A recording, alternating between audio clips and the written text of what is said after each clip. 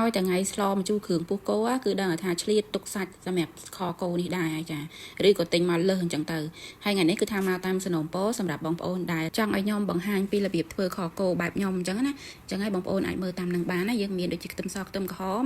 គ្រឿងខគោស្ករត្នោតឈើអែមផ្កាច័ន្ទ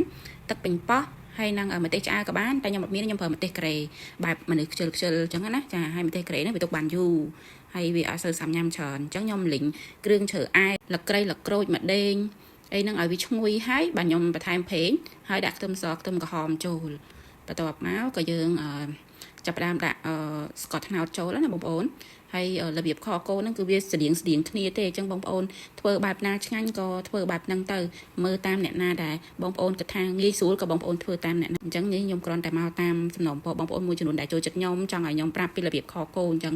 ចាសម្រាប់របស់ខ្ញុំគឺបងប្អូនអាចមើលបានតាមបែបហ្នឹងអញ្ចឹងណាអញ្ចឹងបន្ទាប់ពីយើងលីងគ្រឿងជាមួយនឹងស្កររៀងឡើងជើងក្រងហើយក៏យើងបន្ថែមជាមួយនឹងម្ទេសក្រហមម្ទេសឆ្អើឬក៏ម្ទេសការ៉េដូចខ្ញុំចេះក៏បានដែរម្លិញវាឲ្យវាឈ្ងុយឡើងពណ៌បន្តិចហើយសំយើងដាក់គ្រឿងបន្ថែមចាបន្ទាប់មកគឺយើងដាក់ជាមួយនេះទឹកប៉េងប៉ោះហ្នឹងចោលអត់បានទេណាបងប្អូនវាជួយឲ្យពណ៌ហ្នឹងកាន់តែឡើងក្រហមហើយរសជាតិវាកាន់តែឈ្ងុយអ្នកដែលគាត់ចង់ដាក់ប៉េងប៉ោះស្រស់ទុំក៏បានដែរបងប្អូនអត់មានបញ្ហាអីទេកាន់តែល្អវាធ្វើឲ្យទឹកហ្នឹងកាន់តែខាប់អញ្ចឹងណាបន្ទាប់មកគឺយើងចាក់ស៊ីកូដែលយើងប្រឡាក់គ្រឿងទុកហ្នឹងណាសម្រាប់គ្រឿងដែលប្រឡាក់ស៊ីកូហ្នឹងគឺខ្ញុំមានដាក់ជាមួយនឹងទឹកដោះគោសាតេហើយនឹងខ្ញុំមានគ្រឿងប្រឡាក់សាច់ស្រាប់អញ្ចឹងខ្ញុំដាក់គ្រឿងប្រឡាក់សាច់របស់ខ្ញុំហ្នឹងទឹកឆាមីហើយនឹងទឹកឆាបាយលាយបញ្ចូលគ្នាសម្រាប់រសជាតិនេះយើងមិនតន់យកសម្រាប់ទេណាគឺយើងនៅបន្ថែមបន្ថយទឹកទៀតអញ្ចឹងយើងនឹងថែមថយគ្រឿងទៅតាមហ្នឹងទៀតយើងកូរវាឲ្យវារៀង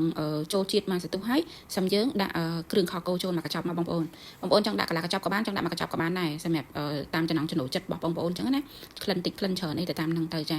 ហើយយើងមកងាស់វារៀងដាច់ទឹកសិនណាចាំយើងដាក់ទឹកបន្ថែមមកងាស់វាសម្រាប់ហើយភ្លក់យករសជាតិដែលត្រូវចិត្តយើងអញ្ចឹងណាហើយសម្រាប់ខគោវារៀងទំនោរទៅជាផ្អែមបន្តិចចាតែមិនផ្អែមខ្លាំងទេអញ្ចឹងហើយបងប្អូនភ្លក់យករសជាតិតាមបែបហ្នឹងទៅមានជាតិជូរចេញពីទឹកប៉េងប៉ោះឬក៏ពីផ្លែប៉េងប៉ោះអីអញ្ចឹងតិចទៅចាហើយខ្ញុំក៏បានបន្ថែមជាមួយនឹងដុំស៊ុបខ្នុរ2ដុំដែរហើយខ្ញុំដាក់ទឹកមកងាស់វាម្ដងតិចរហូតតតែតាមអ្វីដែលខ្ញុំចង់បានសាច់ផុយល្មមអញ្ចឹងណាហើយនេះសម្រាប់ហើយសម្រាប់ខគោនេះយើងខពីយប់ព្រឹកឡើងបានញ៉ាំចា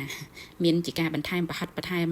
ក្រត់អីថែមដែរតែជាប់រវល់មានភ្ញៀវចូលហើយយើងកំពុងតែស្លមកជូរគ្រឿងមួយឆ្នាំងផងដែរអញ្ចឹងទៅរវល់អត់មានពេលបានថតចន្លោះកន្លែងហ្នឹងតិចសម្រាប់ប្រហិតហើយនឹងក្រត់ហ្នឹងគឺខ្ញុំដាក់ក្រោយគេព្រោះអីខ្ញុំមិនចង់ឲ្យក្រត់ហ្នឹងឲ្យលួយទេហើយនេះព្រឹកឡើងហើយគឺយើងចាប់ដើមបន្ទាប់ពីលក់បានមកប្រាវហើយចាប់ដើមកូនហេវហើយអញ្ចឹងរៀបចំ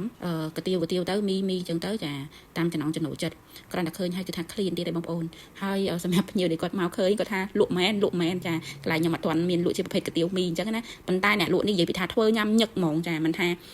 ញ៉ាំកាទៀវទឹកស៊ុបខ្លួនឯងហ្នឹងឬក៏ជាប្រភេទខគោខអីអញ្ចឹងណាឡើងភ្ញៀវគាត់ថាមកលើកណាក៏ឃើញញ៉ាំស៊ុបញ៉ាំកាទៀវដែរប៉ុន្តែខ្លួនឯងអត់លក់ទេឲ្យតែអ្នកទិញហ្នឹងហេវតែម្ដងចាចាំមើលមានកន្លែង